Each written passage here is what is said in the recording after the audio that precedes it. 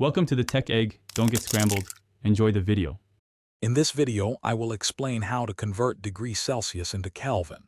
Understanding temperature scales is fundamental in many fields. Celsius is common for everyday use, while Kelvin is crucial in science and engineering. The good news is that converting between them is incredibly simple, involving just one easy step. We will explore the direct relationship between these two important temperature measurements, making conversions quick and accurate for you. The core of this conversion lies in a very simple formula. To find the temperature in Kelvin, you just take your Celsius temperature and add a specific constant value. That constant is 273.15.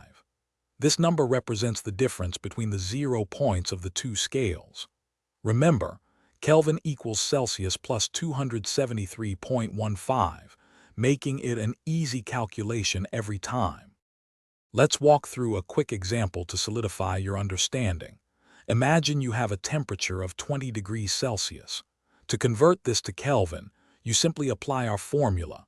Take 20 and add 273.15. This gives you a total of 293.15. So, 20 degrees Celsius is equivalent to 293.15 Kelvin. It's that simple to perform the conversion.